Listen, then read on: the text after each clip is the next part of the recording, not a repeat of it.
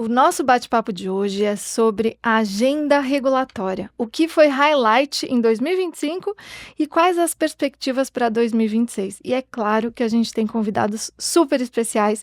Hoje a gente conversa com o Conrado Gama Monteiro e com o Tiago Valiati, que são respectivamente, presidente e vice-presidente do Instituto Brasileiro de Direito Regulatório. Depois vocês vão falar um pouco sobre isso.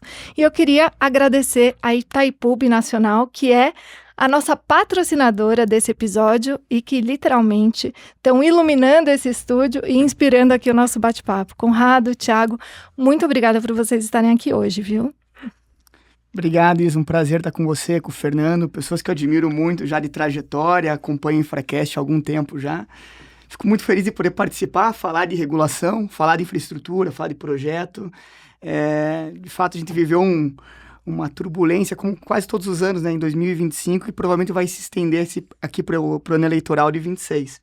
Então, vamos que vamos. Bacana poder falar de sistemas, falar do Instituto, agradecer também a Itaipu, que não só patrocina o episódio, como também o nosso Congresso de 2025, que foi uma pedra angular aqui para o Instituto. Fico muito feliz de participar, Isa, Fernando. Isa, Fernando, obrigado pelo convite. Em nome do Instituto, é uma satisfação enorme estar com vocês aqui, que uma inspiração enorme para a gente, falar um pouco de direito regulatório, setores regulados. Agradecer a Itaipu também, que foi essencial para o nosso congresso agora no final do ano. Vamos lá falar um pouquinho de regulação e direito regulatório. Perfeito. Quer agradecer, amor, ao nosso querido amigo Pedro? Agradecer ao Pedro Saad, ao Ken, a toda a equipe. Que hoje é a primeira vez que nós estamos gravando um episódio nos estúdios da produtora brasileira, a maior produtora de documentários vinculados às ODS da ONU e também editora de livros, e eles gentilmente nos cederam aqui o estúdio. Então, agradecer a eles por essa oportunidade e também saber da opinião dos nossos ouvintes e aqueles que assistem, né? Como que eles vão achar esse formato novo aqui do Infracast. É isso aí, porque a gente às vezes namora com esse formato, mas é tão gostoso também receber em casa. Então, ouvintes, vocês que estão aí nos assistindo e nos ouvindo, por favor, manifestem-se. Mas aproveitando que a gente está num dos estúdios dos ODS da ONU, eu queria começar esquentando aqui os motores, dizendo que a agenda de sustentabilidade marcou as pautas regulatórias em 2025. Querem puxar a partir daí para falar um pouquinho dos highlights? Mas antes de tudo também queria saber, se vocês puderem contar, o que é o IBDRE. Eu sou fã de carteirinha, tenho a honra de ter sido convidada para presidir uma das comissões, o que eu agradeço imensamente, mas queria ouvir de vocês. Claro, Isa, primeiro assim, você conduz com maestria a Comissão de Rodovias e o IBDRE é o que é muito por sua causa. E é engraçado porque quando a gente fala do Instituto, né, a gente talvez tem que montar na ideia de como ele foi estruturado, por que ele foi estruturado e as dores que envolveram a criação dele. E eu lembro que ele foi idealizado um pouquinho antes da pandemia, que veio de um questionamento meu no almoço, teto com o Tiago e com o André Portugal, que também é vice-presidente, comentando que faltava, às vezes, tinha muita gente conversando sobre setores regulados, que a gente tem uma multidisciplinaridade, Fernando, engenharia, contabilidade, o pessoal focava talvez muito num plano teórico, sem muitas respostas para problemas práticos. E quando a gente está falando de infraestrutura, a gente fala de uma base do que impulsiona o Brasil. E dentro disso a gente começou a pensar numa ideia de formar uma congregação, não tinha nenhum nome ainda na época, uma congregação de pessoas que necessariamente atuassem no setor para poder dar respostas de quem vivia as dores diretas do setor. Legal. E foi um pouco nisso, Isa, que isso nasceu formalmente em 2023, na verdade, a gente não começou as atividades, mas formalmente a gente constituiu, e com um pouco de receio de como que a gente poderia caminhar, porque a nossa ideia nunca foi só fazer uma congregação de profissionais para dar seminários, palestras, escrever livros. A gente faz isso, felizmente, hoje. Mas ela nasceu muito com o propósito de atuar de forma propositiva, seja em agência, seja no congresso, para apoiar a formulação de normas, propor uma forma de pensar o setor de forma inteligente. E feito isso, eu lembro que eu comentei com um amigo meu que é deputado federal da ideia, fui até Brasília, apresentei um pouco a ideia, e ele gostou e acabou convidando o Instituto. Eu falei, eu já criei o Instituto, ele já tá formado, e ele fez um convite formal para o Instituto, para várias comissões temáticas para participar na condição de área técnica, né, para subsidiar os setores. E foi bem bacana, porque com base nesses convites, eu, o Thiago, o André, até o professor Bernardo, que a gente conversou bastante no começo, saímos atrás de pessoas para falar, olha, a gente tem um instituto, tem uma ideia, a gente queria atuar não de uma forma das associações e entidades que já existem para só fazer congresso, mas sim atuar no centro normativo para talvez, sempre um viés talvez utópico, né? Talvez mudar o Brasil para um pouquinho melhor que a gente consiga fazer isso. As melhores iniciativas nascem dessa coragem mesmo, né? Não, tá tudo pronto, vamos embora. Olha, e foi que bom, né, Isa? Claro. E na medida que a gente foi convidando pessoas para participar do Instituto, ainda de uma forma muito acanhada, foram surgindo pessoas, enfim. Você foi uma delas que surgiu no início e é muito difícil você fazer desconhecidos abraçarem uma ideia e acreditarem no projeto que, sinceramente, ele era só um papel. Né? Tinha um convite do Congresso Nacional, que talvez fosse relevante, de fato foi, mas para a gente começar. E com base nisso, até nessa dor de congregar as pessoas, a gente acabou trazendo um número que, na época, eu não me recordo, a gente achou que a gente ia fechar o primeiro ano. A gente começou, na verdade, foi 23 que a gente fechou. 23, isso. A gente achou que ia fechar o ano de 23 com 10 pessoas. A gente fechou expectativa lá embaixo. Né? 35, eu acho que foi. E a partir disso a gente começou a entrar numa linha de, olha, é difícil a gente, de uma forma única, né, sem subdividir em comissões temáticas, falar sobre infraestrutura, e a gente acabou tendo uma ideia de trazer comissões temáticas, de chamar pessoas que atuam no setor, Isa é uma delas, para nos ajudar a mover o Instituto, porque, na verdade, não tem fins lucrativos, mas é feito de pessoas com boa vontade para mudar essa estrutura normativa e pensar os setores, né, de uma forma até multidisciplinar. Não é um instituto só para advogado, é um instituto que tem engenheiro, tem contador, mas muito com pessoas que vivem o setor para aprender. E acho que até o Thiago foi um dos grandes estruturadores das comissões temáticas. Pode falar um pouco como que foi nessa ideia de subdividir isso, Thiago? Complementando essa fala do Conrado, hoje o Instituto está estruturado em 15 comissões temáticas, né? Então, um dos grandes diferenciais do Instituto foi trazer uma diversidade, né, de atuação que contemple todos os setores regulados. Então, tanto setores de infraestrutura clássicos, né, de transportes, como portos, rodovias, aeroportos, outros setores de infra, como energia, saneamento básico, mas também setores como mercado de carbono, que está super na crista da onda agora, né, do direito regulatório, mercado financeiro e ativos digitais, setores sociais como infraestrutura e educação, apostas esportivas também, que é outro setor que está pendente de uma regulamentação efetiva. Então, a ideia do Instituto foi trazer debate técnico de qualidade para essa diversidade de setores. E isso até se refletiu, né, no nosso congresso, que a gente realizou agora em novembro, que teve 15 painéis temáticos, englobando toda essa variedade de setores regulados, né? Então, hoje o Instituto tem 15 comissões temáticas, né? E as comissões têm atuado de forma bem ativa, com contribuições técnicas.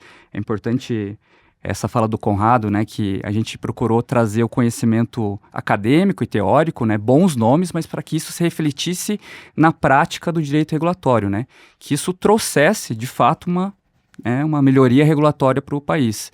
Então, seja por meio de participação em audiências públicas, notas públicas.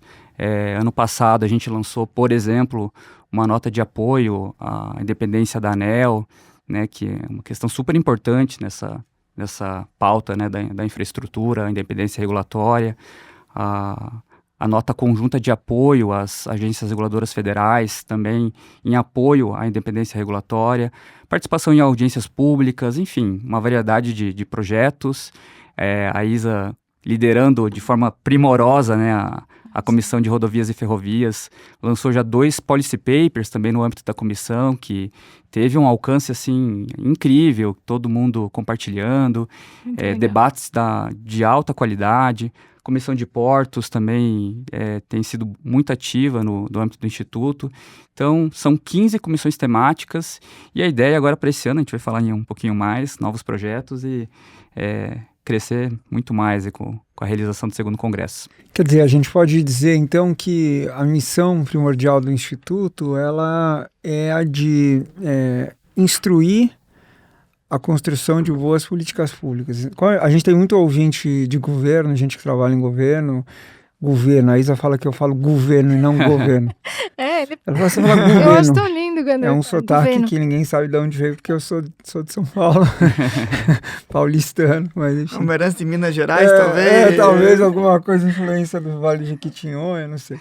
Mas o que eu inclusive, estão todos convidados, né? Na nossa comissão lá de rodovias e ferrovias, tem muita gente de governo, o Dr. Milton. Com certeza. Exatamente. O Caio, o Gabriel Fajardo, nosso super amigo aqui do InfraCast. Então, para as pessoas que estão em governo, né, ou que atuam também no parlamento, ter no Instituto uma referência para alguém para trazer um subsídio técnico, um apoio técnico, instruir, eventualmente, um policy paper, um material de boas práticas de maneira independente, né? Porque acho que ele difere de uma associação de classe que também faz um papel de advocacy, mas naturalmente um advocacy voltado para o interesse daquela associação, o que é legítimo, né?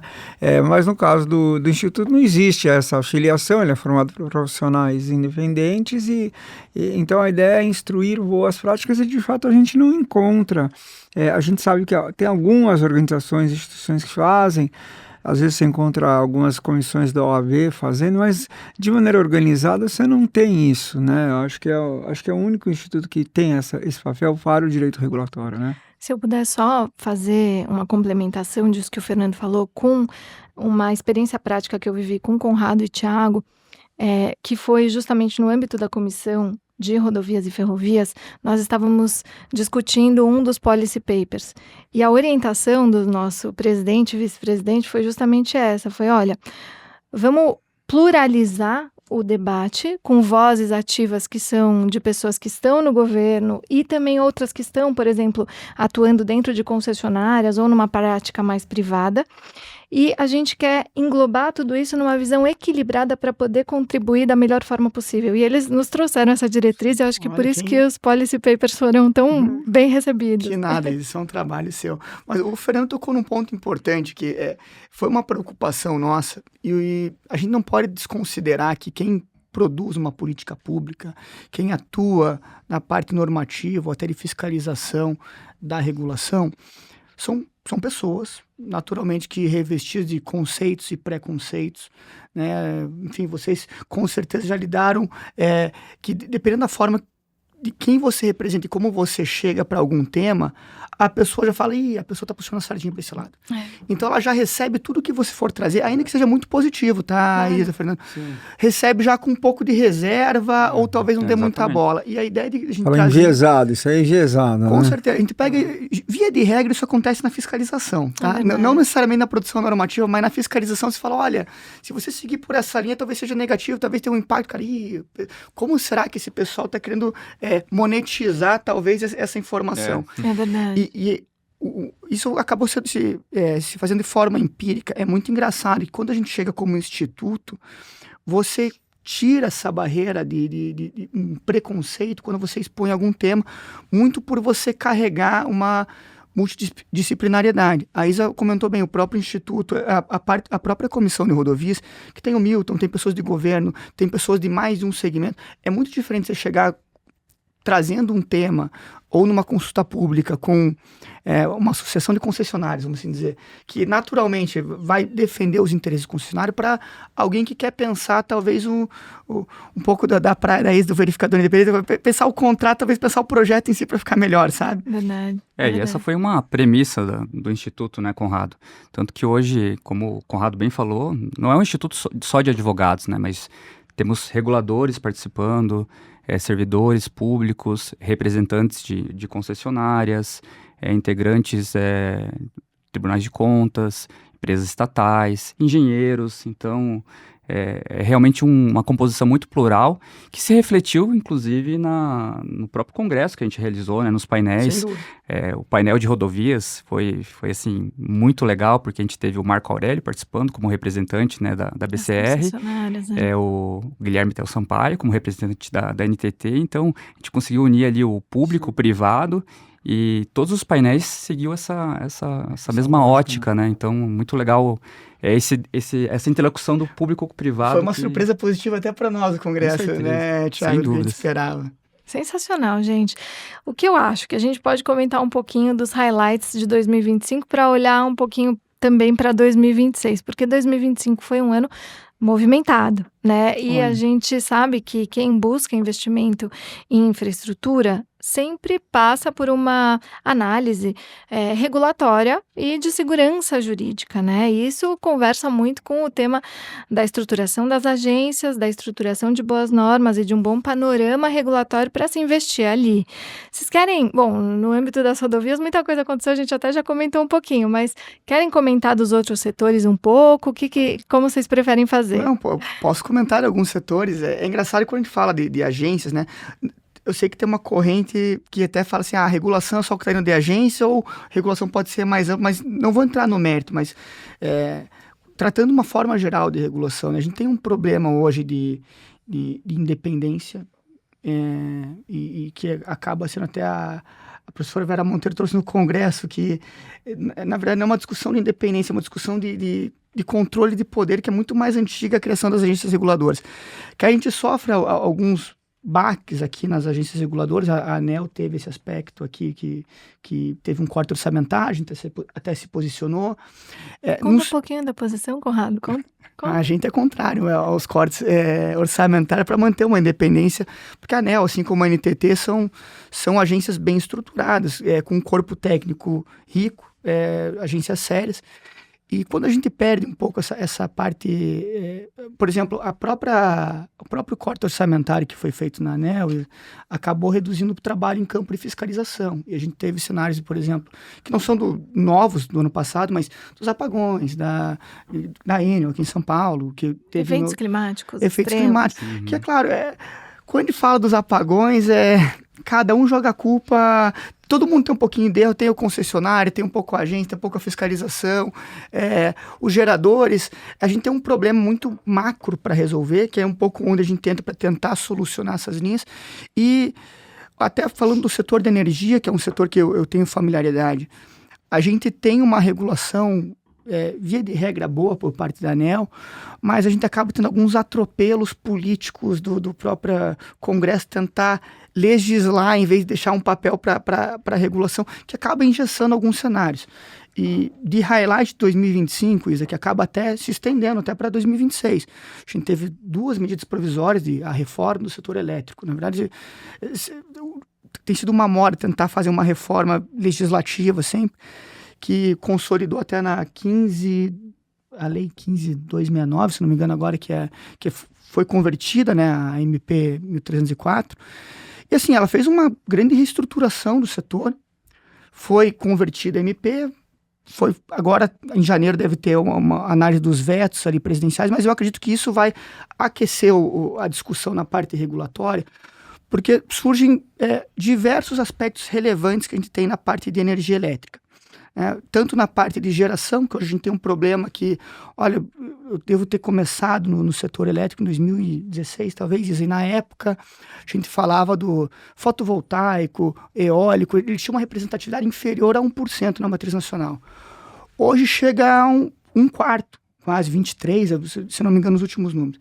E qual que é o problema? Apesar de ser muito positivo a existência esses novas modalidades de geração, ela tem um problema que ela tem uma intermitência. Quando a gente fala de regra, né, sendo bem simplista aqui, de geração de energia, a luz que está nos iluminando aqui agora está sendo gerada em algum lugar. Não existe hoje uma bateria, via de regra, para armazenar isso. E quando a gente está falando de uma matriz energética, a gente pensa, a gente tem um Brasil que conta, né, tem uma demanda de energia, e a gente está crescendo um número de usinas, vamos assim chamar, que tem uma intermitência, porque o vento depende do vento, talvez vente pouco e para de gerar, o sol é só durante o dia. E daí como que a gente lida com isso? Então a gente acaba tendo respostas, às vezes, políticas. Essa MP tentou fazer algumas correções. A gente tem o que a gente chama de curtailment, né? Que hoje a ONS, ela corta a geração de algumas usinas, seja porque não tem linha de transmissão suficiente para mandar para o Brasil inteiro. Daí como que funciona? Você comentou de investimento, de projeto e tudo. Como que você fala para um investidor que veio de fora, ou até um investidor brasileiro mesmo, que o governo federal deu uma outorga falando que você vai poder gerar energia, mas na hora que você vai gerar energia, você firma contratos para gerar essa energia, mas na hora que você vai injetar essa energia na rede, vem o operador nacional e fala, não, você está proibido de gerar. Tá, e como que você paga esse prejuízo? A ANP, que agora foi convertida em lei, vamos ver como ficam os vetos, o veto que tem hoje existente, ele tem um impacto nisso, porque ele basicamente impede, ele restringe muito o ressarcimento de quem gera energia em eventos como esse. Tá? E daí você pensa o seguinte, tá, mas isso é um problema do gerador. Será que é um problema do gerador? Porque é um problema de segurança jurídica, né? De investidores, porque você acredita num projeto, você investe, daí o que acontece? Se a pessoa vai começar a investir num projeto de usina, talvez solar, talvez ela precifique muito mais alta a energia em razão disso. Claro. Teve usina no passado que gerou 50%, né, da capacidade por causa do curtailment de decisão. Então, são aspectos que tangenciam esses highlights regulatórios que surgiu no passado, mas com certeza vai se estender. E até nessa linha do curtailment, que é esse corte de geração, um grande ponto para o setor elétrico talvez seja a parte de armazenamento, que agora trouxe uma competência para de regulamentar. O governo federal está falando que vai fazer um leilão de baterias para a gente armazenar essa energia intermitente, para evitar, talvez, dar um pouco mais de confiabilidade para o sistema, otimizar essa questão da demanda. Só que daí também entra alguns questionamentos que vale a pena provocar, que, por exemplo, segundo o governo federal, vai ser esse leilão até abril. Mas a medida provisória convertida falou que a ANEEL vai regulamentar ainda como vai funcionar essa questão do armazenamento, que é relativamente novo. E como é que fica? Vai ter uma regulamentação que vai seguir um edital já pré-posto, ou vai ter um edital que talvez depois vincule uma regulamentação? Como que a gente vai trabalhar isso? São pontos que vão chamar bastante atenção nesse 2026 e já estavam sendo tratados desde a metade de 2025, foram highlights, foram explorados. Além de outros temas, né? Eles têm o Mercado Livre de Energia, que agora vai ampliar a janela para quem pode comprar, escolher quem vai comprar energia, o armazenamento que eu comentei. Então, assim, essa reforma foi bastante robusta, né, do setor elétrico. Tem questão de portes, que a gente está tendo uma pressão.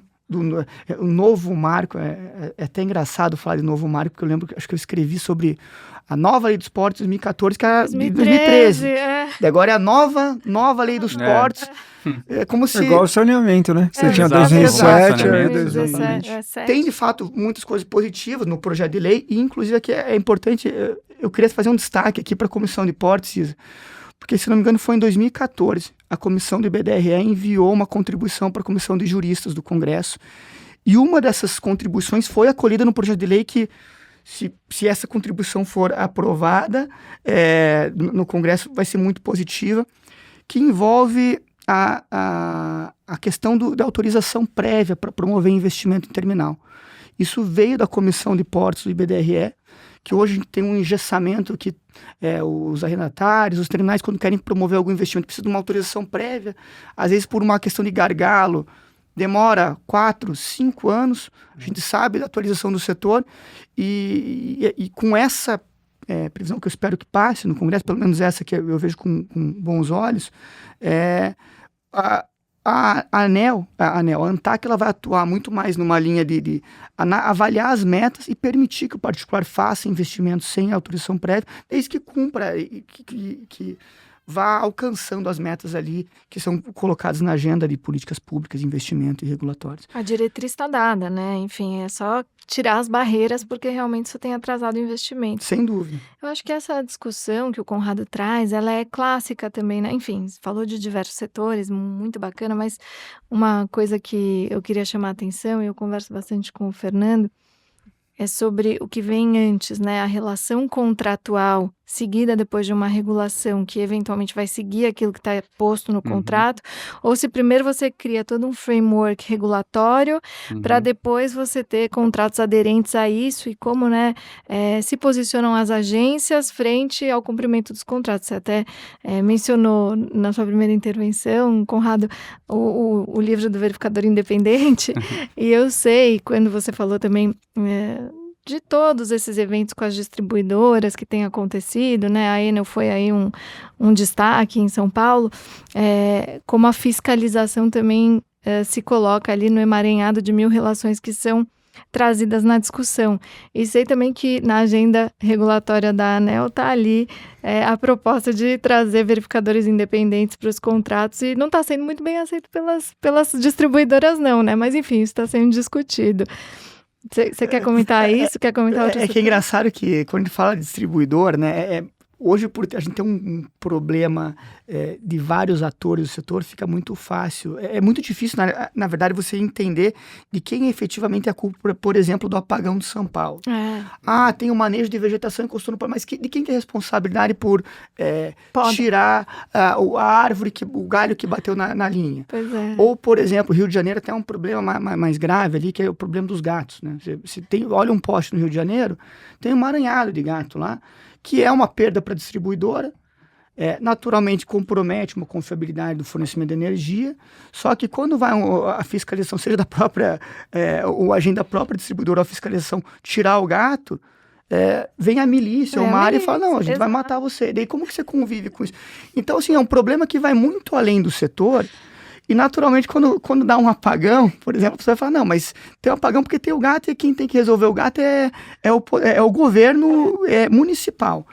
Daí o governo fala, não, mas não é só esse o problema. Então, fica muito cômodo, de certa forma, você jogar para alguém a batata quente. Claro que, assim, quando a gente fala de um apagão, Isa, a gente tem um aspecto que macula o capital político, né? Porque a gente o custo de um apagão é muito caro, seja num capital político, seja para a própria atividade do Brasil em si, empresarial, industrial.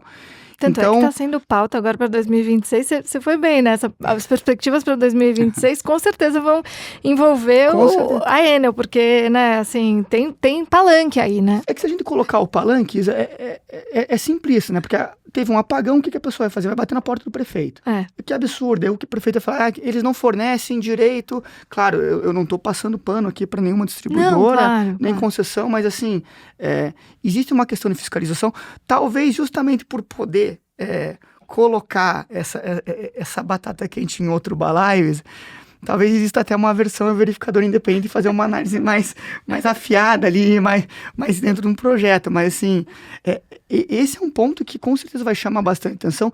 E por ser muito técnico, é difícil você aferir, porque o que a população vê, ou até os agentes políticos que não são técnicos na área, ele vê o apagão. E vê ali uma premissa que a energia tem que ser contínua, não pode nunca cair. E que paga a tarifa, né? Então, assim, eu pago por isso, por que eu não estou recebendo serviço? É um pouco essa linha, né? E aí, perfeito, o palanque sobe aí. Agora, então, energia, quando a gente pega nessa nossa ideia do que foi, o que vai ser, acho que tem um tema relevante que você trouxe, que é o tema das baterias, que é algo que realmente, eu me lembro, meu pai, engenheiro elétrico, ele falava, antigamente falava, o problema da energia é que a gente não tem como armazenar, né? E agora a gente já tem tecnologia, né? E isso pode, inclusive, simbolizar uma mudança ainda maior do ponto de vista regulatório. Sem dúvida. Né? Porque hoje a tensão que existe, como você trouxe, é uma tensão entre uma geração distribuída intermitente, mas ao mesmo tempo hipercapilarizada, que é um pouco a ideia do smart grid, de você mesmo poder produzir a sua energia, né? Você falou da flexibilização dos critérios para o Mercado Livre, então, em tese, até as pessoas físicas começarem a fazer a compra no Mercado Livre, isso aí em alguns países já existe, né?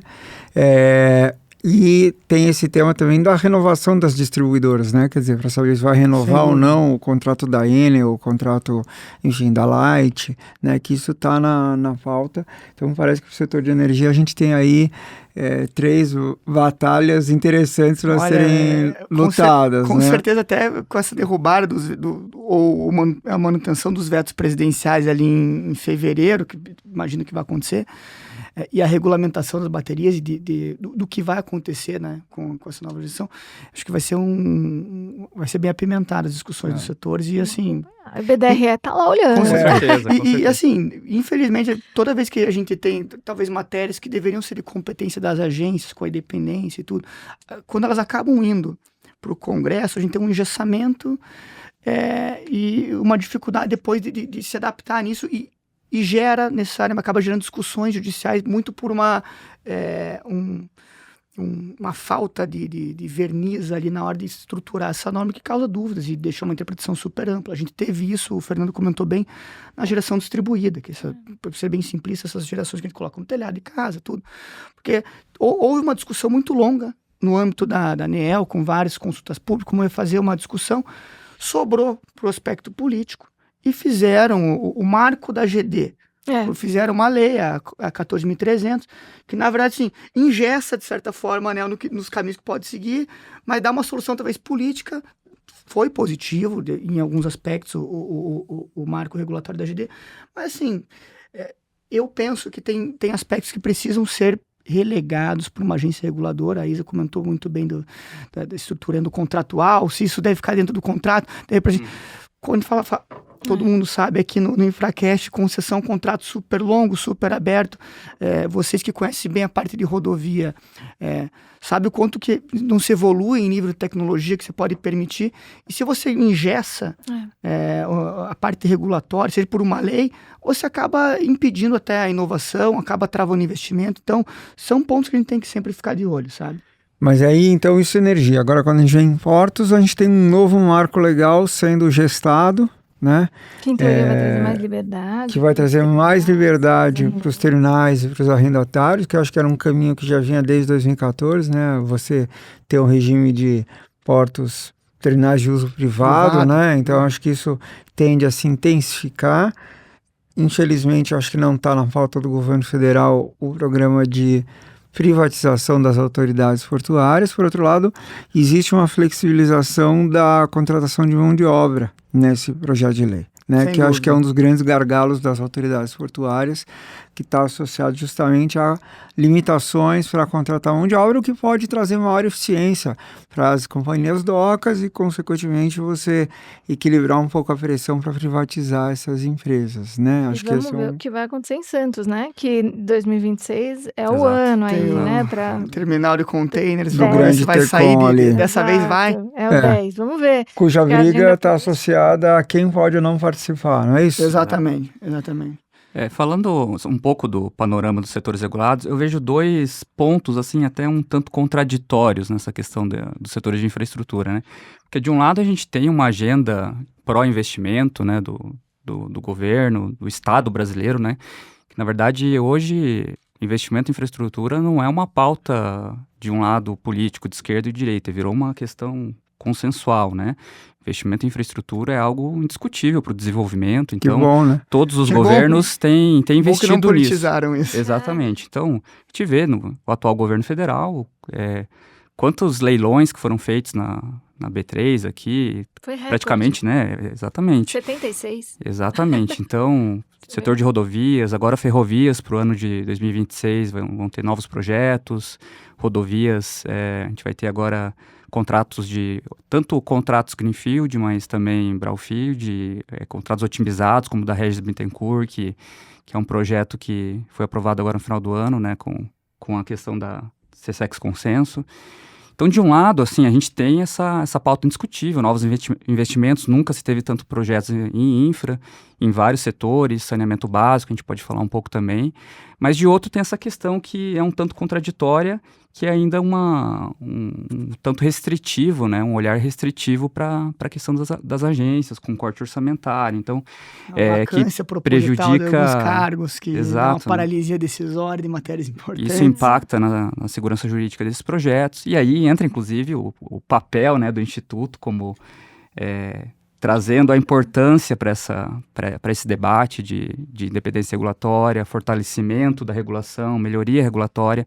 Então, de um lado, a gente tem a questão de investimentos indiscutíveis. Eu acho que, por esse lado, a gente olhando para o futuro, o cenário é positivo, novos projetos. Eu acho que a agenda o ano de 2026, com a questão eleitoral, não vai impactar, muito pelo contrário, eu acho que é um mote político, então... Vai aquecer. Eu acho que vai aquecer, acho que é positivo por esse lado, mas, por outro lado, a questão das agências eu ainda vejo com muita preocupação, e eu gostaria que os políticos tivessem esse olhar com um pouco mais de cuidado, né, para as agências, porque são indiscutíveis, né? O papel das agências para esses setores é de fato essencial para a melhoria regulatória. Ok, pode continuar.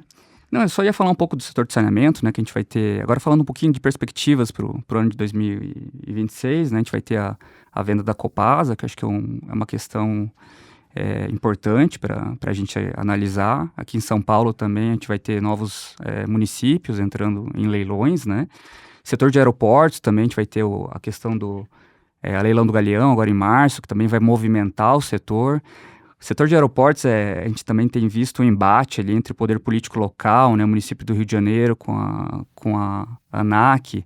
Essa questão é muito... Eu gosto bastante de conversar sobre isso, porque é um exemplo claro de como a agência ela encontra um embate com o poder político, né, com a questão da restrição do aeroporto Santos Dumont, tentando...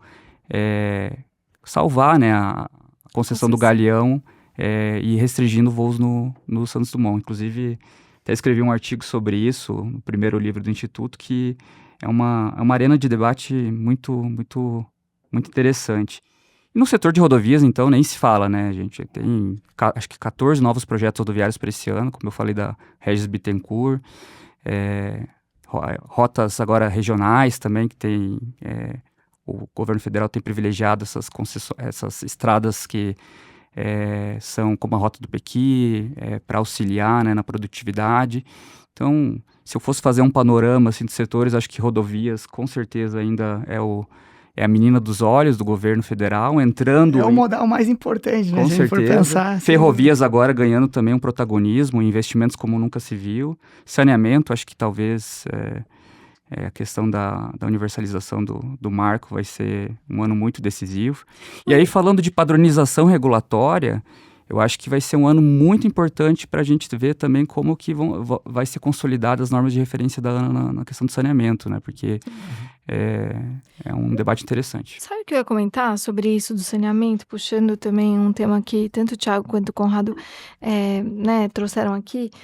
Então, o Conrado falou assim, olha, a gente precisa ter um pouco mais de espaço para a atuação das agências, né? E a gente não pode engessar com leis que não acompanham a necessidade de inovação que ela vem do dia a dia. Ao mesmo tempo, olha que interessante, no saneamento, muitas coisas já eram feitas, mas a gente precisou de um novo marco, não regulatório, sim legal, para consolidar tudo aquilo que já vinha sendo feito, que já vinha sendo discutido, possivelmente de forma mais dissipada, porque são muitas agências, são quantas agências, né, que a gente falou? Cento e lá vai agências regionais e locais. Estaduais e regionais. Que possivelmente sem nenhuma uniformização, e a gente precisou aí sim do Congresso legislar sobre o tema para a pauta andar para frente. Mas é o que você falou também, né? A ANEEL e a ANTT, elas têm talvez uma maturidade regulatória diferente do que a gente vê em outras agências Brasil afora, né? Enfim. E mesmo assim a gente continua com uma queda de braço, né? Porque, por exemplo, a gente pega até o que o Fernando comentou dos órgãos gestores ali de mão de obra, né? É uma pauta que vai pelo projeto, a nova lei dos portos, né? É um projeto que vai tirar a exclusividade do órgão gestor, é uma perspectiva que está em pauta, super aquecida, mexe com a questão sindical, direito trabalhista. É um ponto que tem um capital político interessante, só que também precisa ser sopesado no lado regulatório. A gente está colocando isso em votação, o quê? No ano eleitoral. Então, existe uma preocupação com isso. E é engraçado, eu até falei num momento aqui da nossa conversa, Isa, que a gente tem, se regulação é só o que tem em agência ou não. E quando a gente tem uma agência reguladora, não vamos falar muito na independência, porque tem essa guerra de poderes, fazem vacância, e cara, para dar uma paralisia em algumas pautas. Mas, assim, pelo menos quando a gente tem umas agências um pouco mais maduras, a ANEEL, a NTT, a gente tem um processo de formação normativo mais claro, mais complexo, com participação de mais pessoas. É muito diferente. Eu falo aqui um aspecto que foi super relevante no final do ano, e quem olha por cima não percebe os danos que isso pode causar, que é do Ministério dos Transportes, porque a gente tem hoje uma regulação de vários setores, chamada regulação, né, feito pelo Senatran, que é vinculado ao Ministério dos Transportes e regulamenta formação de condutores, segurança viária, etc. E o que me chamou muito a atenção é que, assim, numa consulta pública de 1 mês, já aprovada, que, assim, sinceramente me pareceu muito pro forma, eles basicamente mudaram todo um processo de formação. Eu tenho alguns dados, porque eu acabei trabalhando com isso, que em termos de autoescola teve quase 500 mil instrutores demitidos da noite para o dia, porque, assim, desculpa a palavra, mas numa canetada mudou-se todo um regime de como que vai... Basicamente foi extinto a aula teórica. E como que se fez isso? Foi feito um processo, e nem entrando no mérito de ser competente, se pode, se não pode, é muito mais como que foi esse processo para chegar a essa conclusão, nos impactos que estão nisso. E daí quando você começa a pensar, é um órgão que não tem independência, foi uma pauta do ministro, né? Me pareceu que faltou um estudo sobre isso, e daí você pensa assim, mas a CNH ficou mais barata porque agora não tem curso teórico. Tá, mas qual que é a consequência que a gente pode ter a longo prazo nisso? Até na parte de segurança viária de rodovia, porque, assim, basicamente, eu lembro que eu fiz, antes a gente tinha um curso de instrutor para você dar uma aula de prática para alguém. Era um curso, acho que 180 horas, se não me engano, tinha que fazer aula, estágio supervisionado. Quando saiu a mudança da noite para o dia, me falaram, eu fui testar. Eu fiz o curso no site do Ministério de Transportes em 40 segundos. E vim com o certificado que eu posso me credenciar no Detran.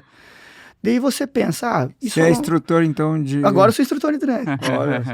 Mas é engraçado que você pensa assim, bomba. O impacto que isso pode ter numa segurança viária, de como que você libera, né, um direito a dirigir, que deve ser uma conquista, um processo de você habilita alguém para né, tipo uma máquina.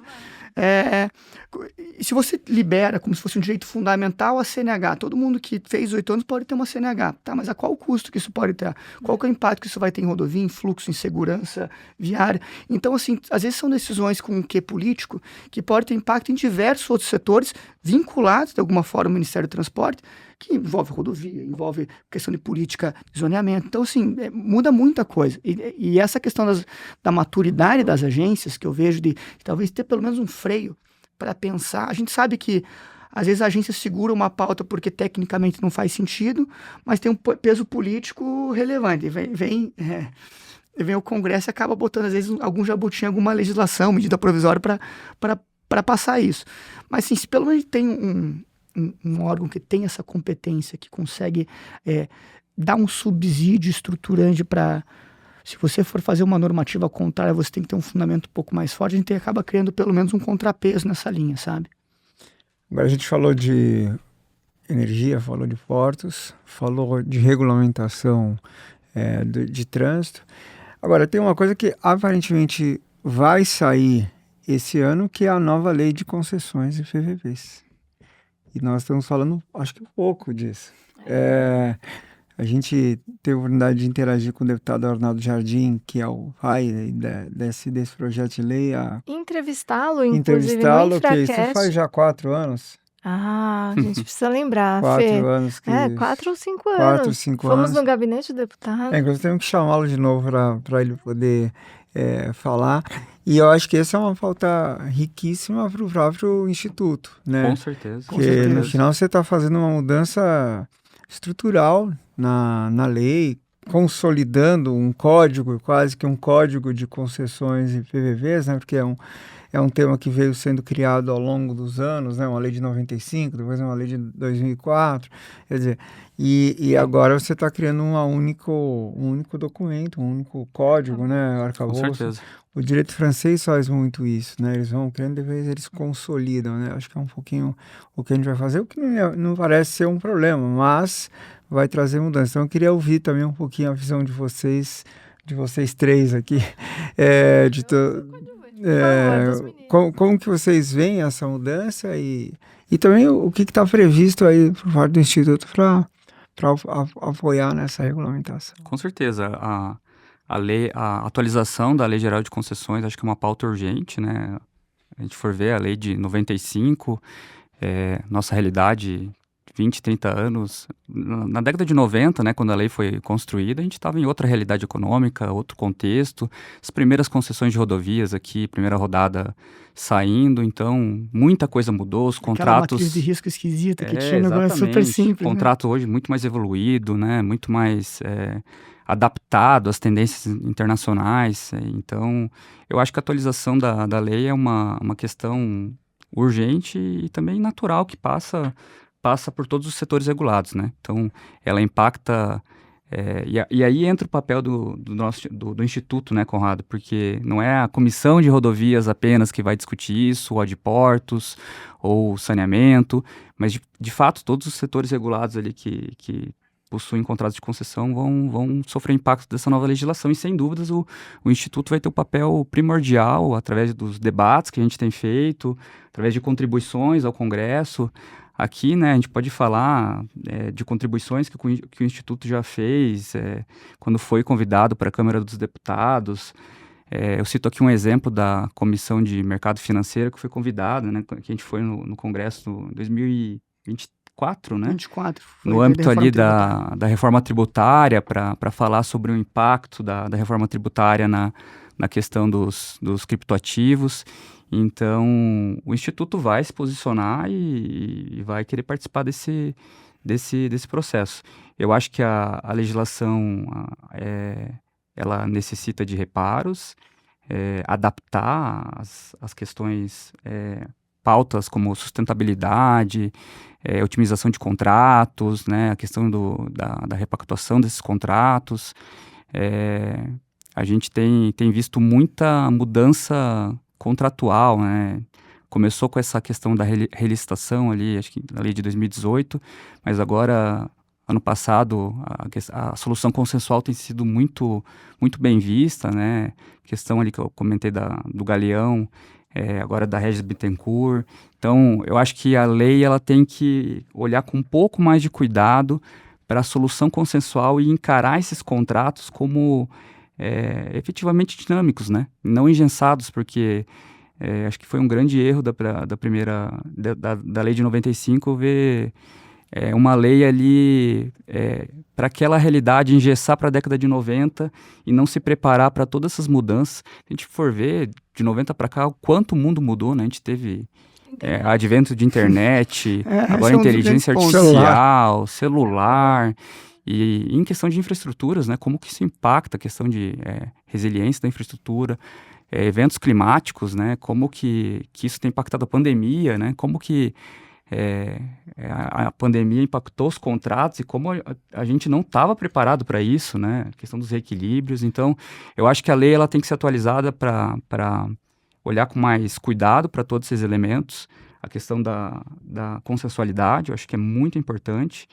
E a sustentabilidade, né? Acho que você falou no começo do episódio, né, Isa, sobre isso.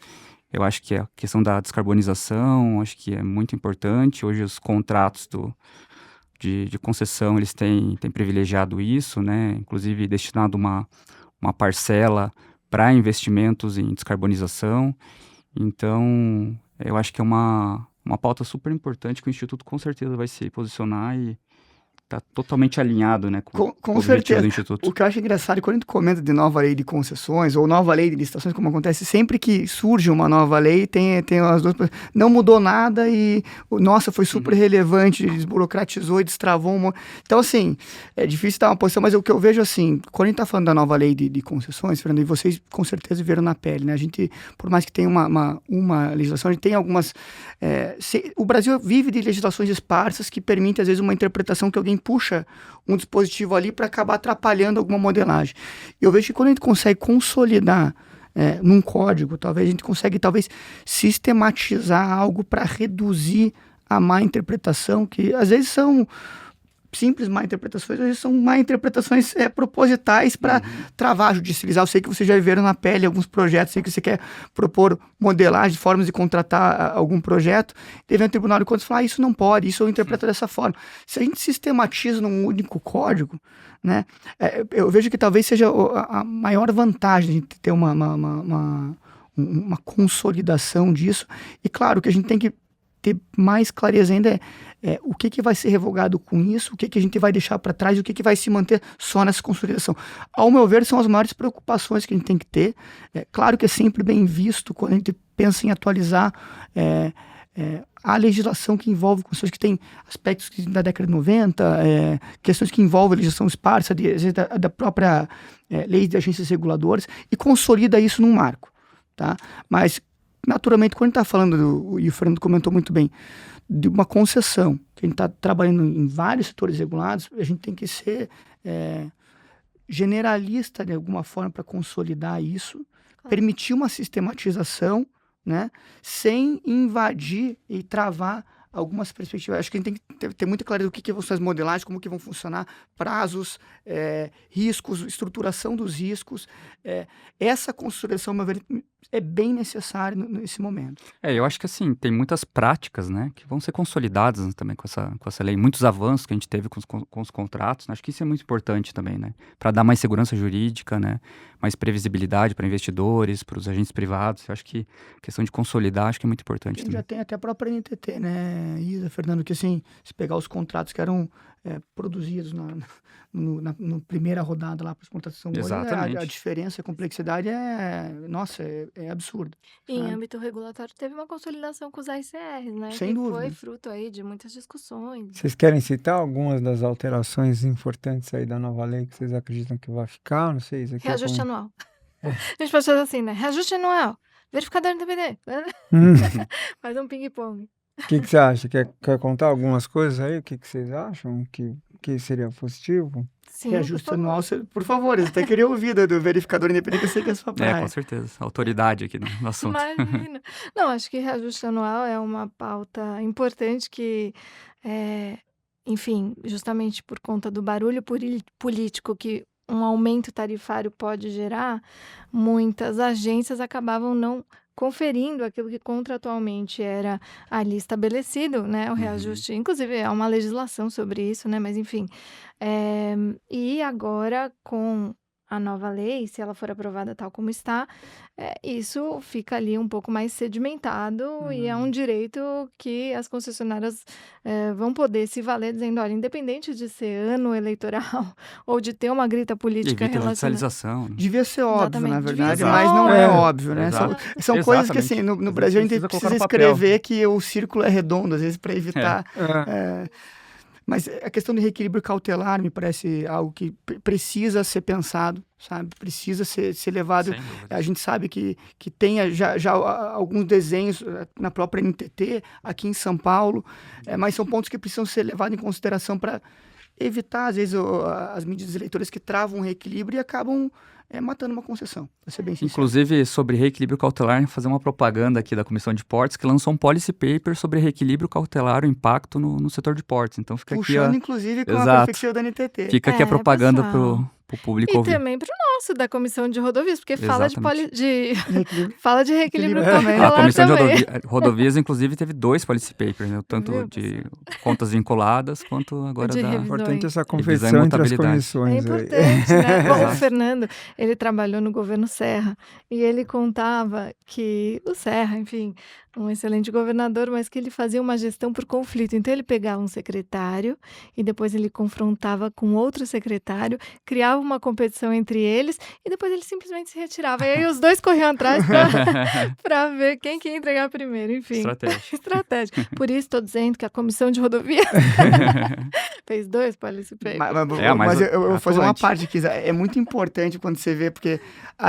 como a gente divulga o que é produzido no nome de alguma comissão no grupo geral nosso, existe sempre um reflexo que é positivo de ver o que está sendo feito de portos, rodovia, de energia, e a gente fala, não, eu vou produzir também um material para mostrar, né, que eu estou estimulando, e estimulo os outros membros a participar. Sim, puxa o outro, claro. Né? Essa é uma brincadeira, gente. Não, mas com certeza, mas a Comissão de Rodovias foi pioneira dentro do Instituto, incentivou, estimulou a Comissão de Portos, agora a gente também teve um policy paper da Comissão de Cidades Inteligentes. Muito legal, muito legal. Influenciada pela Comissão de Rodovias, liderada pela Isa. Eu preciso trazer essa questão dos policies, da própria atuação de rodovias, porque assim, a gente começou no Instituto assim, com sempre objetivos acanhados. Então, em 2024, a gente sempre foca em um objetivo único por ano. Pode ter ancilares ali, mas o nosso primeiro objetivo é vamos lançar um livro. Para lançar, daí saiu em 24 Exato, livro. Que fica aqui também a propaganda do livro, para quem quiser conhecer. Direito Regulatório Brasileiro. Daí, em 25, a gente falou, vamos lançar um livro, mas o nosso foco vai ser o Congresso. Isso aí. Então, deu certo o Congresso, que bom. Né? E 2026, me conta, Conrado. 2026, temos o nosso planejamento com o Congresso, manter essa nossa parceria com a Itaipu. Agradecer também a Felipe Morris, que ajudou no nosso congresso de 2025. Esperamos que a gente possa manter, né, o debate. Ainda não temos data para 2026, mas certamente teremos o congresso. E talvez o ponto forte que a gente vai ter, e a gente espera até metade do ano ter isso já bem estruturado e publicado, é um curso de regulação prática que a gente quer fazer como instituto. Já estamos trabalhando nisso para permitir não só o pessoal do direito, mas o pessoal que é interessado nos setores a conhecer de forma sistêmica e prática a realidade dos setores. Porque Exato. A gente vê hoje muita... Eu lembro que eu fui num evento de energia uma vez, há muito tempo atrás, que assim, você não conseguia compreender o setor nem as dores do setor, porque era algo muito teórico e talvez nem tivesse tanto impacto prático que estava sendo debatido ali. E tem muita gente que... acaba tendo acesso a setores importantes, rodovia mesmo, por uma linha talvez muito superficial de compreensão, da legalidade, os princípios do artigo 37 da Constituição, sabe? E define isso de uma forma muito ampla, geral, sem ver o quanto isso impacta na tua vida e o quanto, por exemplo, um reajuste de tarifa pode ser necessário ou não um reajuste e quanto isso impacta, sabe? É verdade. É incrível que quando a gente entra, a gente até conversou um pouquinho antes, né? A gente começa a conviver nos setores de infraestrutura, começa a falar com engenheiro, contador e ver um pouco mais aspecto prático, você acaba sendo um pouco mais resistente quando alguém vem com algum argumento eleitoreiro. Que é positivo, mas você fala assim, tá, vai resolver esse problema aqui, mas vai criar um problemão aqui. Então, você começa a ter um pouco uma visão mais ampla do contexto, sabe? E essa é uma ideia do Instituto, até para promover, ter uma multidisciplinariedade dos setores, para trazer um curso que dê esse conhecimento e, se tudo der certo, metade do ano ele vai estar publicado para a gente conseguir caminhar. Esse é o grande projeto, né? E complementando, a gente vai ter mais um livro, né? Lançado esse ano, o Regulação em Movimento, nesse primeiro semestre. Que legal. Que é o segundo livro do Instituto, né? Também a gente já convida todos aqui a conhecer a nova obra coletiva, que é oriunda de artigos elaborados pelos membros do Instituto, com foco em questões regulatórias modernas, atuais, como a descarbonização, novas tecnologias, inteligência artificial, resiliência climática, exatamente. Vamos ter o segundo congresso, né, que a nossa expectativa é que ele seja muito maior, muito mais... englobando mais setores, tendo mais painéis, mais dias. Então, no segundo semestre, a gente vai ter um segundo congresso, novidades em breve em relação a datas e nomes, mas já está tudo sendo estruturado e pensado.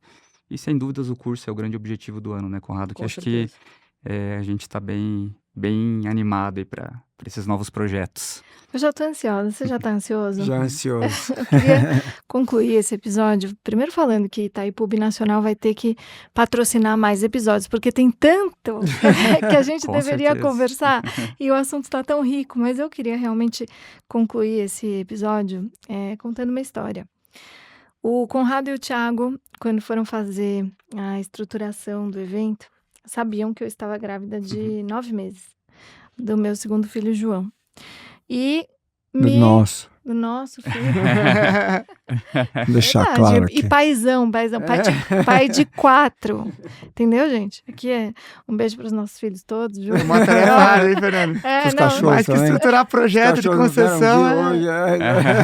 Quando eu saí tô concorrendo entre projeto de concessão e filho, tô vendo qual que eu faço mais. Quando eu saí da maternidade, desafio, né? O Fernando tava lá assim, dia 28, 24, 23, 8. Eu falei, o que você tá fazendo? Ele falou, tô lembrando se eu ainda sei os aniversários dos meus filhos.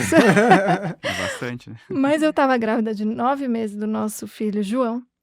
E Conrado e Thiago me ligaram convidando para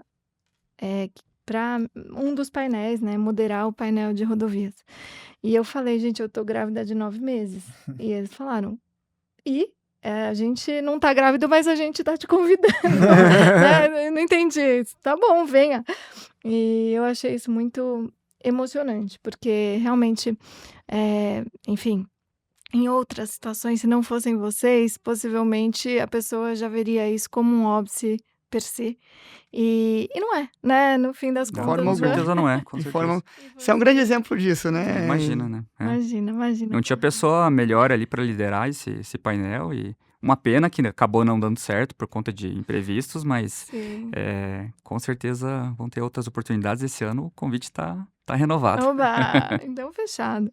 Gente, obrigada por, enfim, tudo isso, por vocês terem criado o Instituto. Com certeza um excelente legado para todos nós que militamos em todos esses setores e atuamos e, de fato, como o Conrado falou, né, queremos ver a vida prática de tudo isso acontecer e não somente aquilo que se escreve no papel. Parabéns pela coragem, por essa jornada. Realmente é emocionante mesmo de ver. Obrigada por vocês terem vindo aqui no nosso estúdio, por terem servido de cobaia para esse nosso formato.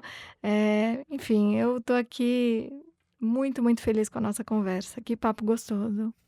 Isa, Fernanda, a gente que agradece, na verdade, e assim, o Instituto é uma construção conjunta, você com certeza é parte super relevante disso. Para a gente é um prazer estar aqui, poder falar do Instituto, até faço convite para todos os nossos ouvintes conhecerem o Instituto no site, que é www.ibdre.com.br. Lá tem as propostas que já foram encaminhadas, tem as comissões que participam e, claro, até tem o contato para quem quiser se associar para participar, compor nossas colunas ali para apoiar na criação de uma regulação melhor, mais técnica e que com certeza todos aqui já atuam de forma bem propositiva nesse aspecto. Mas é uma honra para a gente, Fernando, Isa, estar aqui com vocês. Eu faço coro às palavras do Conrado, é um prazer estar aqui, uma satisfação enorme. Então, muito obrigado pelo convite, Fernando e Isa. Também reitero as palavras do Conrado para conhecer o Instituto. Tem a nossa rede no LinkedIn também, que é bem atuante. Todas as contribuições das comissões estão lá. Então, como a gente falou no começo, eles são 15 comissões temáticas. Não é só um instituto de infraestrutura, mas para quem eventualmente se interessa por outros setores, vá lá no site, conheça. Tem setores da infraestrutura social, setores como o mercado de carbono. Então, a gente faz o convite, os projetos, conheça o Instituto. Esse ano teremos vários projetos novos, curso, congresso, livro. Então, estão todos totalmente convidados para conhecer o Instituto e a gente agradece o convite aqui para participar. Foi muito gostoso aí, bate-papo. Cliquem, acessem, participem e com certeza 2026 vai estar recheado de muitas novidades gostosas. Com certeza. Parabéns, meninos. Parabéns. Obrigado.